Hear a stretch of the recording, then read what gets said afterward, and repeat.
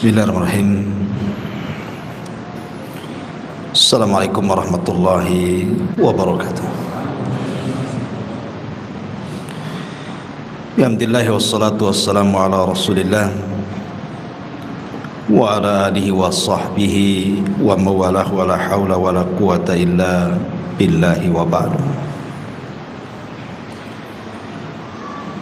Kita lanjutkan kajian kita, masih membahas kitab Syarh Sunnah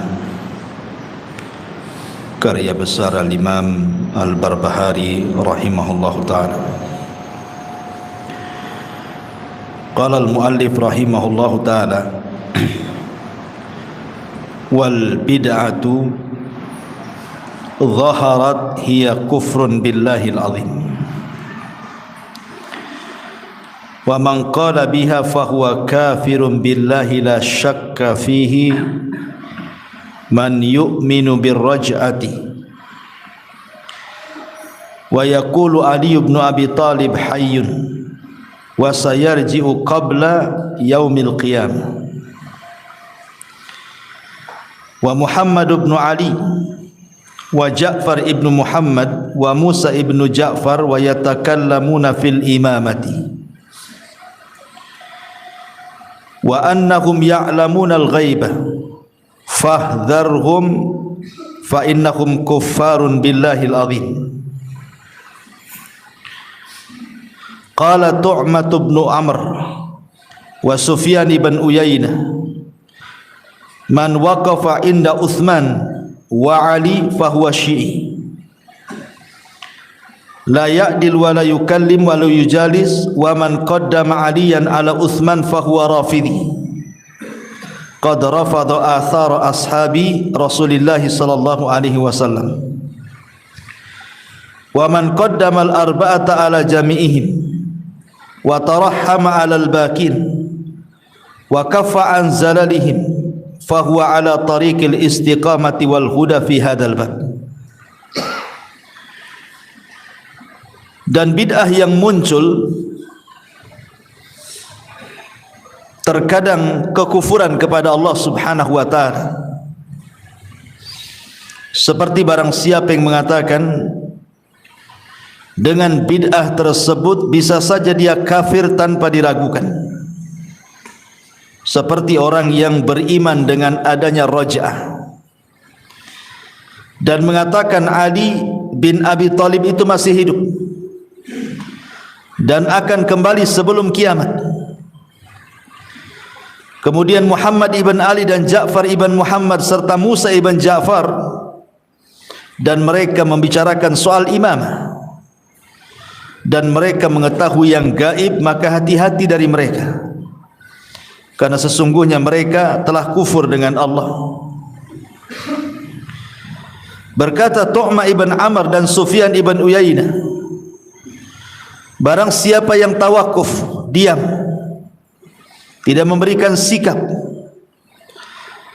terhadap Uthman dan Ali, maka dia seorang Syiah, tidak perlu mendapatkan keadilan, tidak perlu diajak bicara dan tidak perlu duduk dengannya.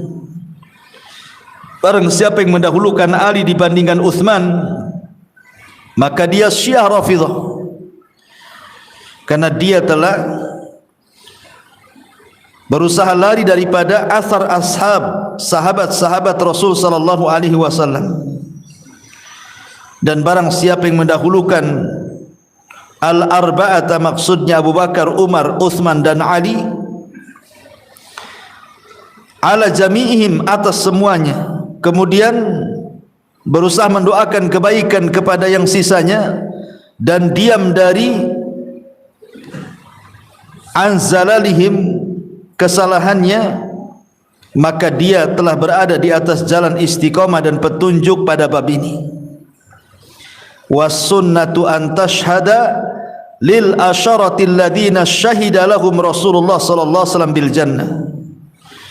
Dan termasuk kaidah ahli sunnah adalah engkau menyaksikan terhadap 10 orang yang telah disaksikan Nabi sallallahu alaihi wasallam dengan surga, annahu min ahlil jannata la syakka fihi bahwa mereka termasuk ahli surga yang tidak ada keraguan padanya. Baik. Di sini muallif rahimahullahu taala ingin menjelaskan kepada kita tentang penyimpangan orang-orang Syiah, khususnya Syiah Rafidhah, Syiah Imamiyah atau Syiah Itsna Asyariyah, yang menetapkan 12 imam bagi mereka dari turunan Ali, dari jalur Husain ibnu Ali radhiyallahu anhu sampai kepada Muhammad Hasan al-Ashkari, yang mereka sangkakan akan muncul di akhir zaman sebagai Al-Mahdil Muntazar. Nah, di antara keyakinan orang-orang Syiah itu salah satunya adalah keyakinan tentang raj'ah, bahwa Ali itu masih hidup dan akan kembali muncul di akhir zaman sebelum kiamat. Dan ini tentu pemahaman yang menyimpang. Kenapa mesti Ali yang masih hidup? Kenapa enggak Nabi saja sekalian? Dari sini mustahil akan bertabrakan dengan nas-nas bahwa orang mati itu tidak mungkin kembali. Sebagaimana hadis tentang Abdullah ibn Haram ketika meninggal, kemudian Abdullah ibn Haram minta kepada Allah untuk dihidupkan kembali supaya bisa berperang kedua kalinya dan bisa kedua kalinya mati syahid. Tapi Allah subhanahu wa ta'ala mengatakan tidak mungkin orang mati hidup lagi. Mustahil orang yang sudah mati itu hidup lagi, kata Allah. Minta yang lain saja. Maka Abdullah ibn Haram mengatakan, kalau begitu sampaikan kondisiku di sisimu. Maka Allah subhanahu wa ta'ala turunkan ayat, wala tahsabanna alladhina qutilu fi sabilillahi amwatan bal ahya inda rabbihim yurzakun. Jangan kau sangka orang-orang yang mati syahid itu mati. Tidak, mereka hidup dan mereka mendapatkan rizki di sisi Allah subhanahu wa ta'ala. Artinya mustahil orang sudah mati hidup lagi. Ataupun keyakinan mereka annahum ya'lamunal ghaib, mereka itu menyangka bahwa imam-imam mereka itu mengetahui kegaiban. Bahkan yang lebih parah, mereka mengetahui kapan mereka mati. Dan tentu ini mudah kita bantah. Kalau memang imam-imam Syiah itu mereka paham dan mereka mengetahui kapan mereka meninggal, tentu Ali radhiyallahu anhu tidak akan berangkat pagi itu untuk sholat subuh kalau seandainya Ali tahu bahwa dia akan dibunuh. Kenapa dia nekat keluar? Tahu dia akan dibunuh oleh Abdurrahman bin Mulzam. Atau kalau memang Husain itu tahu dia akan dibunuh oleh pasukan Ubaidillah, tentu dia tidak akan berangkat dari Madinah ke Kufah. Itu sama dengan menyerahkan diri untuk kematian, kan gitu. Mustahil. Sama dengan bunuh diri namanya. Dari sini menunjukkan bahwa mereka tidak tahu yang gaib dan mereka tidak tahu kapan mereka mati. Hanya sangkaan orang Syiah saja dalam rangka melebih-lebihkan imam-imam mereka. Kemudian juga di sini, barang siapa yang tidak bisa diam tawakuf terhadap Utsman atau Ali, apakah Ali dulu yang menjadi khalifah ataukah Utsman? Okelah, saya sepakat Abu Bakar nomor 1, Umar nomor 2, giliran nomor 3 ini apakah Utsman ataukah Ali dalam kekhilafahan? Ini orang Syiah nih. Kalau ragu-ragu tentang khilafah bahwa Utsman yang ketiga ataukah Ali yang ketiga, berarti Anda Syiah. Karena ahli sunnah menetapkan bahwa Utsman itu urutan ketiga berdasarkan kesepakatan. Adapun keutamaan, bukan khilafah ya, keutamaan lebih utama mana Ali ataukah Utsman, bukan masalah khilafah. Itu menjadi khilaf para ulama. Tapi kalau sudah menjadi khilafah, bicara soal khilafah, maka Utsman itu khalifah ketiga. Sepakat kaum muslimin. Ya. Ma'asyiral muslimin yang dimuliakan Allah Azza wa Jalla. Kemudian juga di sini dikatakan, dan siapa yang masih nekat mendahulukan Ali dibandingkan Utsman dalam kehilafahannya, ini sudah Rafidhah namanya. Sudah Syiah Rafidhah. Bahkan sebagian mereka bukan hanya lebih utama dibandingkan Utsman, bahkan lebih utama dibandingkan Abu Bakar dan Umar lagi. bahwa Abu Bakar, Umar dan juga Utsman merebut kekuasaan Ali. Itu lebih parah lagi itu. Dan itu keyakinan mereka. Makanya muallif rahimahullah taala menutup kata-katanya, barang siapa qaddamal arba'ata ala jami'ihim, mendahulukan khalifah yang keempat Abu Bakar, Umar, Utsman dan Ali, kemudian setelah mereka, maka anda sudah benar jalannya. Fahuwa ala tariqil istiqamati wal huda fi hadzal bab. Maka anda sudah melalui jalannya, jalan kebenaran dan petunjuk.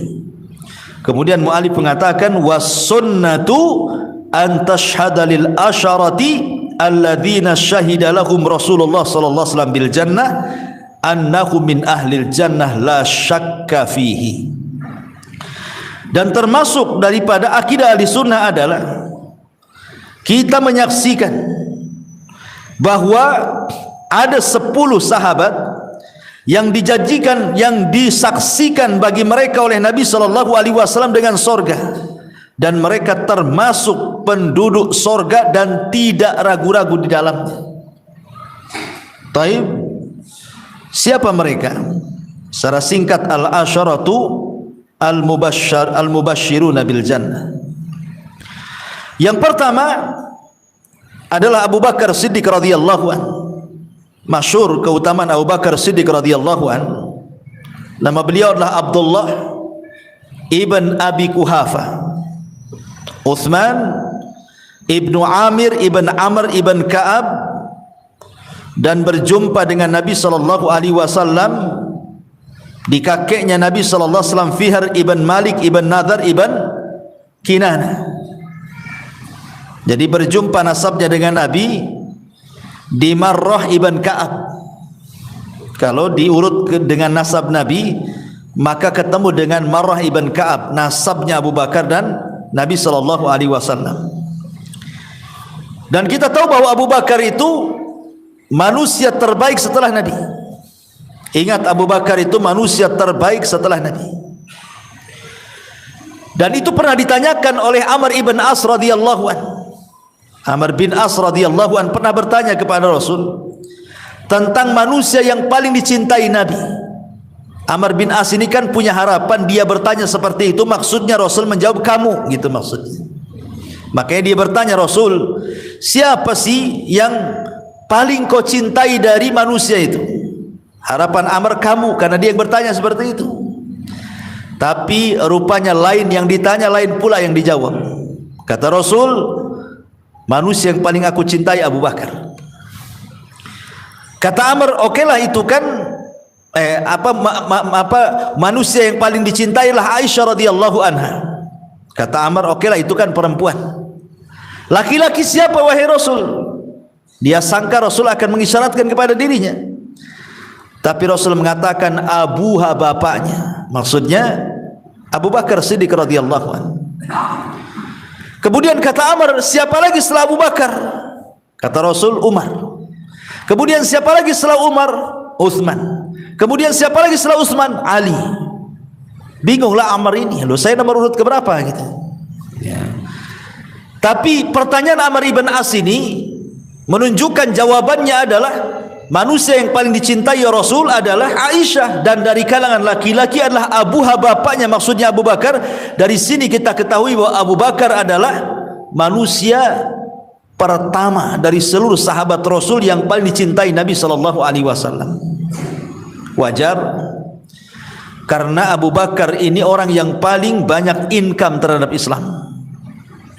Bahkan kalau kita melihat sejarah, tidak ada yang satu keluarga masuk Islam kecuali Abu Bakar di zaman itu maksudnya. Kalau di zaman itu kan ada sahabat mungkin suaminya masuk Islam, istrinya tidak, anaknya masuk Islam, orang tuanya tidak, orang tuanya masuk Islam, anaknya pula tidak, gitu. Tapi Abu Bakar ini semua satu keluarga masuk Islam dia. Abu Bakar itu, dia, istrinya, ibunya, ayahnya, anaknya, semua masuk Islam. Dan ini keistimewaan Abu Bakar Siddiq radhiyallahu anhu di antara seluruh para sahabatnya. Bahkan Nabi SAW suatu ketika pernah bertanya di hadapan para sahabat, siapa yang hari ini di antara kalian berpuasa? Tidak ada yang menjawab kecuali Abu Bakar. Ana ya Rasulullah. siapa yang hari ini di antara kalian mengunjungi orang sakit? Tidak ada yang jawab kecuali Abu Bakar, ana ya Rasulullah. Kemudian Rasul mengatakan, siapa yang hari ini di antara kalian yang mengikuti jenazah sampai ke kuburan? Tidak ada yang jawab kecuali Abu Bakar, saya wahai Rasul.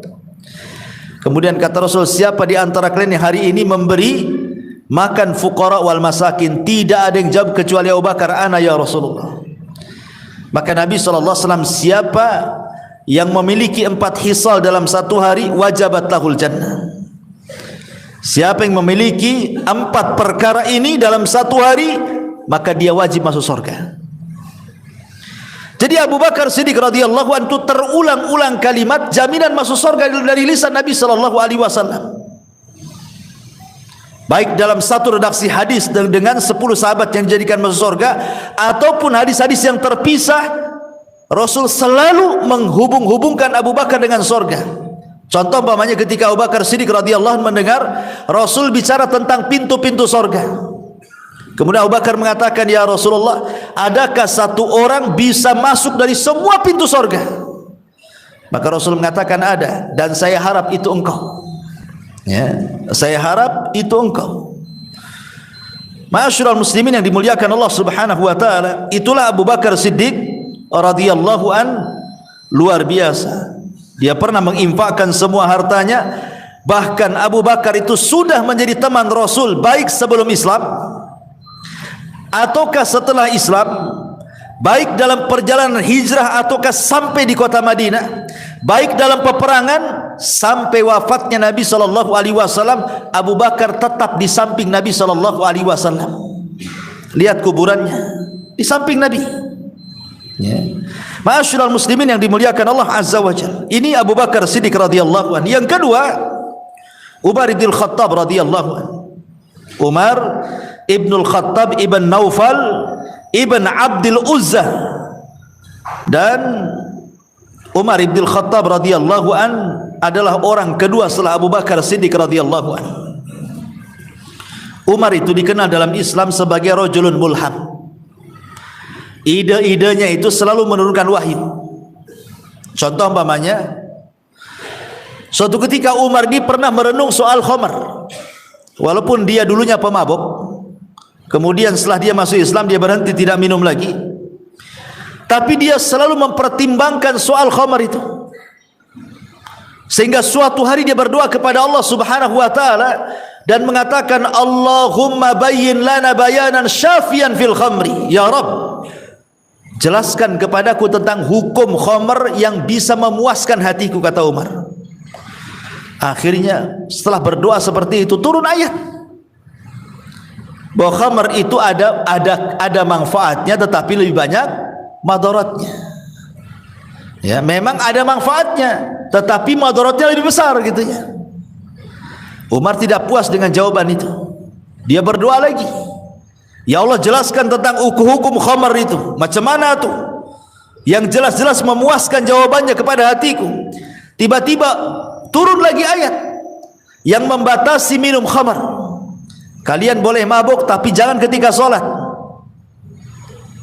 Di mana Allah Subhanahu wa taala mengatakan, wala taqrabus salata wa antum sukara. Jangan dekat-dekat solat dan engkau sedang mabuk. Tapi di luar solat silakan mabuk. Ya. Tapi kalau mau solat jangan mabuk. Nanti kalau sedang solat mabuk, apa yang dibaca kan? Kita tidak tahu. Nanti nyerocos yang tidak jelas kan ketika solat kalau dia mabuk. Tapi Umar tidak puas, sampai ketidakpuasannya dia berdoa lagi, kemudian turun lagi, mutlak khamar diharamkan sampai kiamat. Innamal khamru wal maisir wal ansab wal azlamu rijsun min amali syaitan fajtanibuhu la'allakum tuflihun. Sesungguhnya khamar dan kawan-kawannya adalah rijsun, kotoran, termasuk perbuatan setan. Jauhi agar kalian beruntung. Maka sejak itu khamr diharamkan selamanya. Karena apa? Doanya Umar. Dia itu mulham. Termasuk ayat hijab turun karena Umar juga. Termasuk juga makom Ibrahim. Umar meminta kepada Rasul, kalau habis solat, kalau habis tawaf itu, bagaimana kalau makom Ibrahim itu dijadikan tempat solat? Maka turun ayat wattakhidu min maqami Ibrahima musalla. Turun ayat ini sehingga setiap habis tawaf sunnah tawaf, sunnah solat, sunnah tawaf di belakang makam Ibrahim. Itu keinginan Umar. Dan dulunya makam Ibrahim itu kan lengket dengan Ka'bah. Kemudian Umar meminta kepada Rasul untuk dipisahkan dari Ka'bah. Subhanallah. Kita tahu orang-orang jahiliyah itu, mereka kan para penyembah berhala kan. Batu macam-macam mereka sembah. Tapi mereka luput menyembah makam Ibrahim. Mereka luput menyembah makam Ibrahim. Kenapa? Hikmahnya adalah ketika Nabi SAW salat di belakang makam Ibrahim, orang-orang jahiliyah tidak mengatakan, lihat itu dulu bekas patungku, patung kami, kenapa dia sembah kan itu ya. Lah, itulah hikmahnya kenapa Allah meluputkan orang-orang jahiliyah tidak menyembah makam Ibrahim coba. Karena setelah makam Ibrahim dipisahkan dengan Ka'bah, digeser ke belakang, maka disunahkan solat di belakangnya. Ini karena siapa? Umar ibn Khattab. Makanya dia rajulun mulham. Kalau ngomong itu turun wahyu gitu Umar itu. Ya. Bahkan Umar ibn Khattab radhiyallahu anhu satu-satunya sahabat yang ditakuti syaitan atas lisan Nabi. Jadi suatu ketika Nabi SAW sedang memberikan ceramah di hadapan kaum wanita, ibu-ibu, mama gitu ya. Datang Umar, buyar tuh mama tuh. Ketakutan dengan Umar, langsung lari ke belakang rumah, sembunyi di balik dinding. Kemudian Umar marah dan mengatakan, ada apa dengan kalian? Kenapa kalian takut denganku dan tidak takut dengan Nabi? Maka para umat di balik tembok mengatakan, ya karena engkau kasar, Nabi lembut, makanya kami tidak takut katanya. Ya. Kemudian Rasul mengatakan, ya Umar, kata Rasul, apabila engkau berjalan di satu jalan, setan pula di jalan yang sama, setan yang nyingkir karena ketakutan. Rasul tidak melihat setan, Umar pun tidak melihat setan, tapi Jibril kasih tahu bahwa kalau Umar berjalan di satu jalan, setan berjalan di jalan yang sama, setannya yang nyingkir. Hebat tuh auranya Umar bin Khattab radhiyallahu anhu. Kalau antum kan setannya yang jalan, antumnya yang nyingkir. Atau ketemu salaman, kapan kerjasama kita? Subhanallah. Ma'asyiral muslimin yang dimuliakan Allah Azza wa Jalla. Jadi begitulah Umar bin Khattab radhiyallahu an. Dan ingat, masuk Islamnya Umar itu izzan lil Islam, menjadi kemuliaan bagi Islam. Karena yang tadinya para sahabat itu sembunyi-sembunyi sholat, berani terang-terangan. Kenapa? Kalau ada apa-apa lapor Umar. Kan itu ya, jadi backing Umar itu. Makanya dikatakan fathan lil Islam, masuknya Umar itu jadi pembuka Islam. Karena bagaimanapun Umar sangat disegani dan ditakuti orang-orang Quraisy.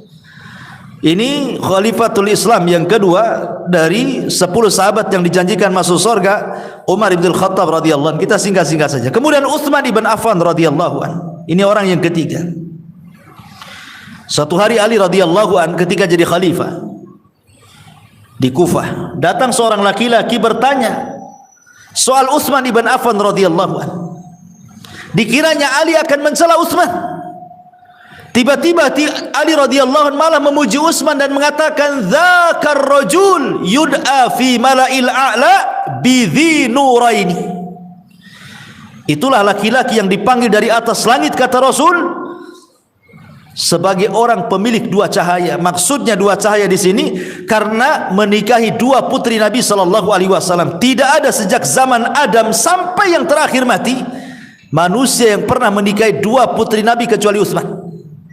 Pertama menikah dengan Ruqayyah putri Nabi. Ruqayyah meninggal, dia menikahi adiknya Ummu Kulsum radhiyallahu anha. Kemudian Ummu Kulsum meninggal dunia, kata Rasul, ya Utsman, kalau aku punya anak perempuan yang ketiga, aku nikahkan juga denganmu, katanya. Tapi habis stoknya masalahnya, nggak ada lagi. Karena Fatimah dinikahi Ali, kemudian Zainab menikah dengan Amr ibn As, Abul As ibn Rabi, ya kan? Udah nggak ada lagi. Tapi Rasul mengatakan seperti itu tanda sayangnya Rasul kepada Utsman, ya, karena Rasul itu sangat memuliakan akhlaknya Utsman. Suatu hari Rasul itu sedang berdiri, sedang duduk. Abu Bakar masuk, betisnya tersingkap, tidak ditutup. Kemudian Umar masuk, betisnya tetap tersingkap, tidak ditutup. Utsman masuk, betisnya ditutup. Jadi Aisyah radhiyallahu anha mengatakan, ya Rasulullah, Kok ada apa? Abu Bakar masuk, betismu kau biarkan tersingkap. Umar masuk, betismu kau biarkan tersingkap. Utsman masuk, betismu kau tutup, katanya. Kata Nabi SAW, ya Aisyah, bagaimana aku tidak malu dengan manusia yang para malaikat malu dengannya?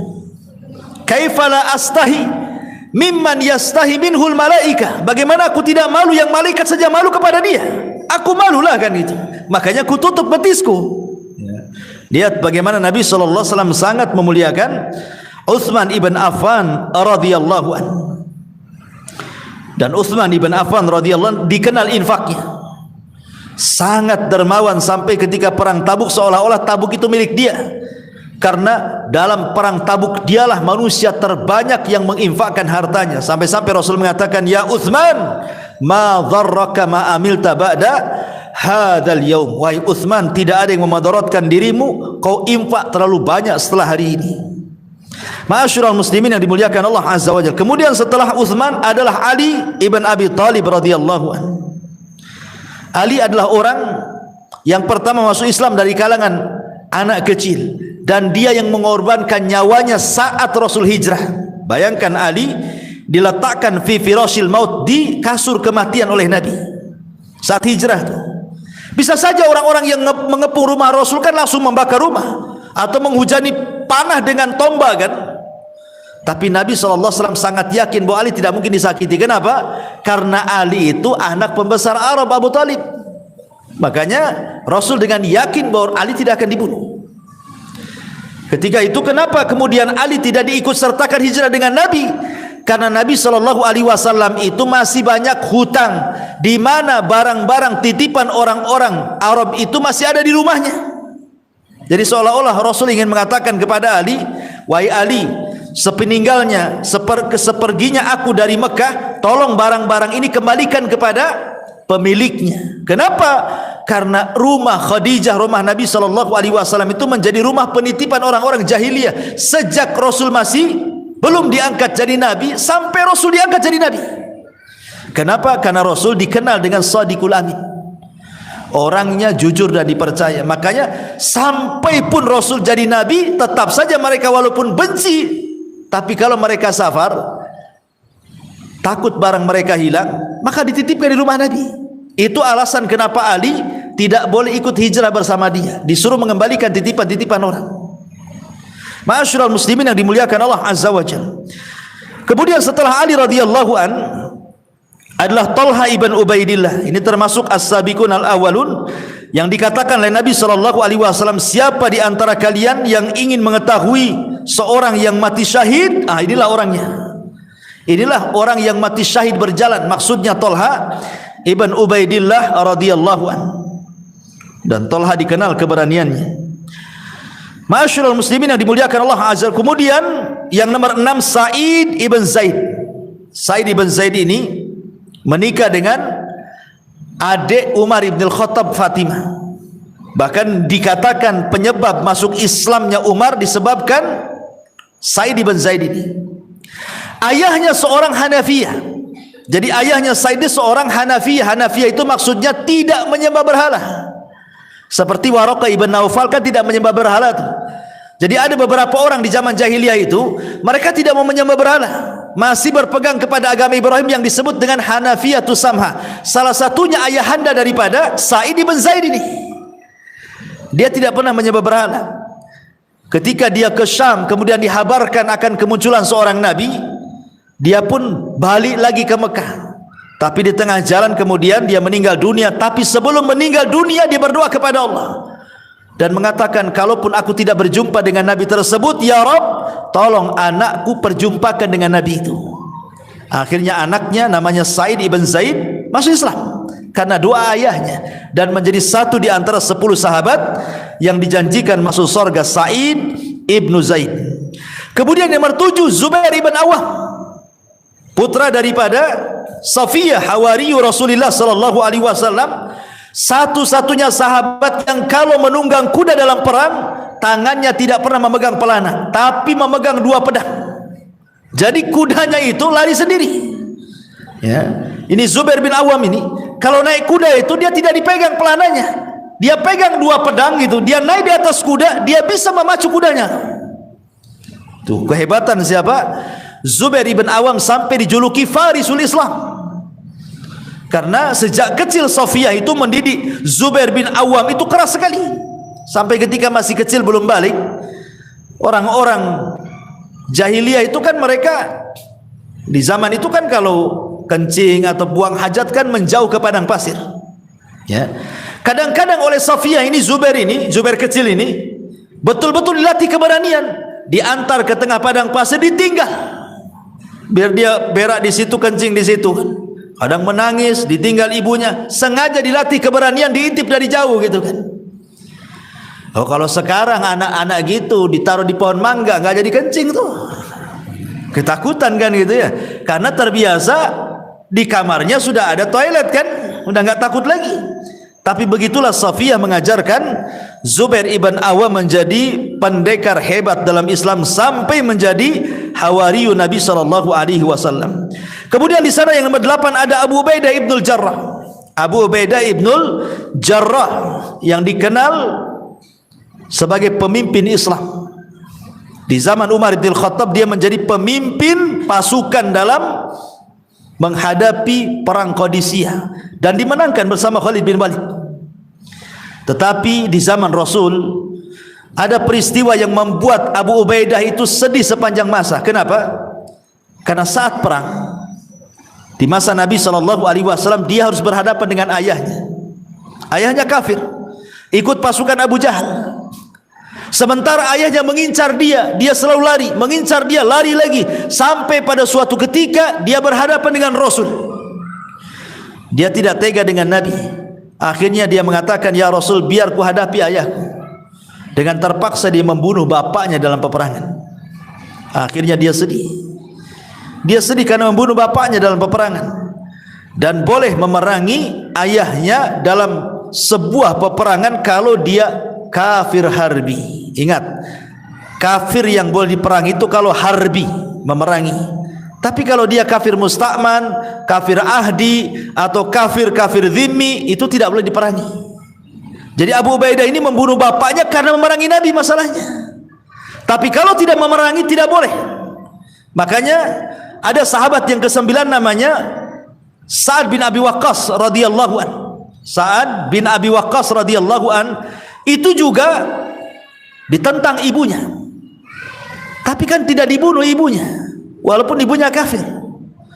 Tapi Sa'ad tetap berbuat baik kepada ibunya sampai suatu hari ibunya itu ngancam kepada Sa'ad, "Ya Sa'ad, kalau engkau tidak murtad, aku akan bunuh diri." Dengan cara apa? Dengan cara tidak makan. Akhirnya betul-betul tidak makan, sampai akhirnya lemah, lelah, letih, sampai akhirnya pingsan dan hampir mati. Dengan harapan Sa'ad bin Abi Waqqas ini mau kembali kepada agama jahiliyah, tapi rupanya Sa'ad beda pula dengan niat ibundanya. Dia malah ngomong sama ibundanya, "Ya ummi, wahai ibuku, kalau Allah berikan 100 nyawa di badanmu, kau keluarkan satu-satu nyawa itu, mati hidup lagi, mati hidup lagi, mati hidup lagi, agar aku meninggalkan agama Muhammad. Demi Allah, aku tidak akan meninggalkan agama Muhammad." Melihat kegigihan Sa'ad bin Abi Waqqas, akhirnya nyerah pula ibundanya.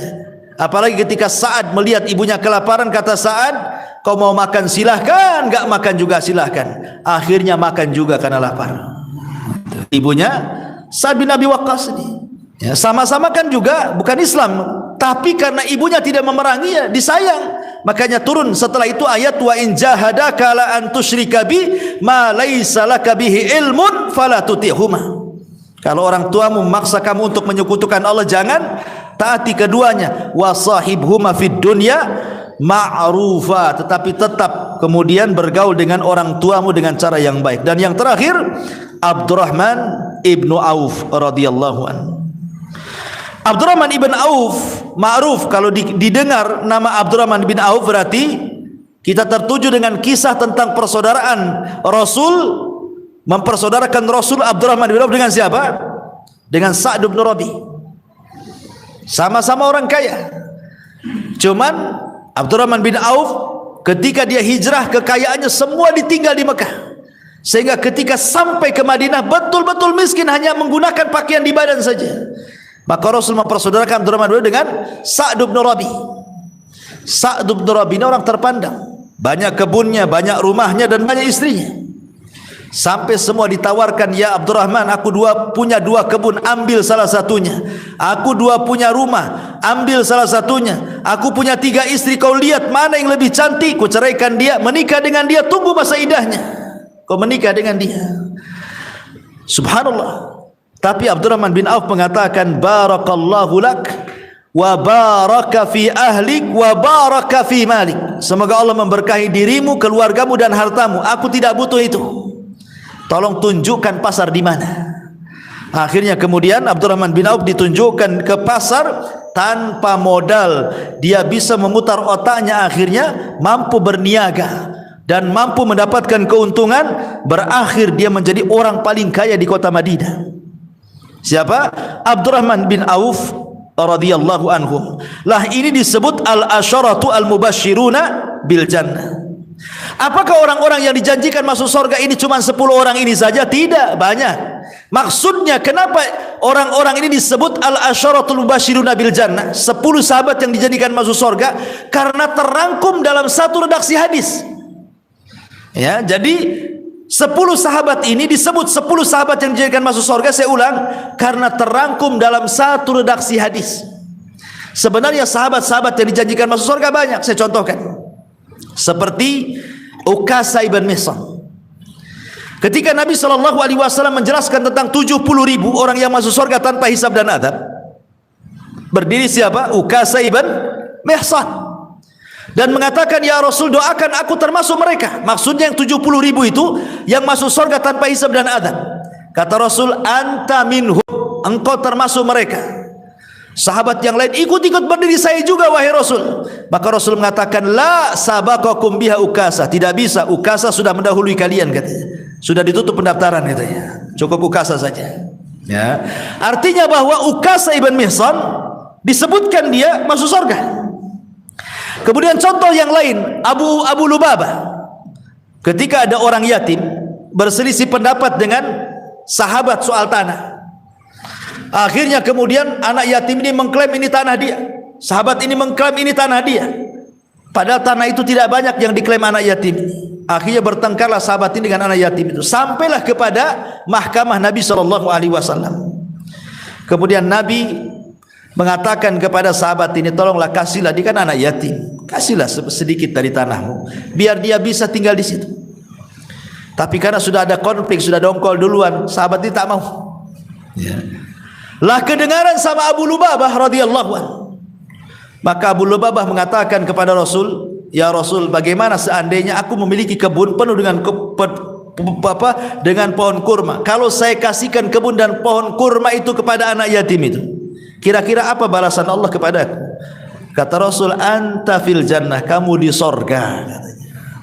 Maka ketika dia mendengar di sorga, langsung dia datang kepada anak yatim, nak, ambil kebun saya, tinggal kau di situ. Kan itu luar biasa itu sahabat tuh kan. Nah, coba antum gitu, ambil kebun saya. Kata istri antum tuh, gila kau bang, katanya. Itu berapa dulu beli? Digila-gilakan antum di situ. Jadi contohnya Abu Lubabah itu juga salah seorang sahabat yang dijanjikan surga juga. Kemudian Hasan dan Husain. Ketika Nabi SAW menimang-nimang keduanya, apa kata Rasul? Keduanya sayyida sababi ahlil jannah. Ini keduanya Hasan dan Husain cucuku, kata Rasul. Dua-duanya kelak akan menjadi pemimpin para pemuda di surga. Rasul mengatakan Hasan dan Husain keduanya menjadi para pemimpin anak muda di surga, kan itu. Dijanjikan masuk surga juga. Ya. Kemudian siapa lagi? Dari kalangan wanita seperti Rumaisah. Kata Nabi SAW, ra'aitu Rumaisata fil jannah. Aku melihat Rumaisah di surga. Siapa Rumaisah? Ummu Anas, ibundanya Anas ibn Malik radhiyallahu. Kenapa? Karena perjuangan dia. Ya, Rumaisah ini bayangkan ketika dia menikah dengan Malik ibn Nadhr, orang kafir. Malik ibn Nadhr itu tidak suka dengan Islam. Ini Rumaisah masuk Islam duluan. Ya, Ummu Anas ini. Jadi punya anak, Anas bin Malik masih bayi, ditimang-timang tuh. Kalau nggak ada suaminya, maka dia akan mentalkinkan la ilaha illallah di telinganya. Ya Anas, katakan la ilaha illallah. Nanti kalau ada suaminya, diam dia. Nanti kalau ketahuan suaminya marah-marah, maka dia pindah ke tempat lain, ditalkinkan lagi dengan la ilaha illallah. Bayangkan tuh, supaya anaknya jangan ikut agama bapaknya. Tapi Allah takdirkan kemudian dia safar, meninggal di jalan. Ya, dan belakangan Rumaysah menikah dengan Abu Talha, maharnya Islam. Makanya Rasul mengatakan perjuangan Rumaysah ini sampai mengatakan, aku melihat Rumaysah di surga. Ya. Atau contoh umpamanya dari kalangan perempuan, Nabi SAW bicara tentang Khadijah. Ya, Khadijah di surga. Sebagaimana kabar malaikat Jibril mengatakan, kabar gembirakan kepada Khadijah bahwa Allah sudah membangun satu rumah yang sangat megah di surga, la nasaba fiha wala khasab, yang tidak ada kebisingan dan tidak ada keletihan di dalamnya. Artinya jelas-jelas surga untuk Khadijah. Atau Aisyah radhiyallahu anha juga dihabarkan dengan surga.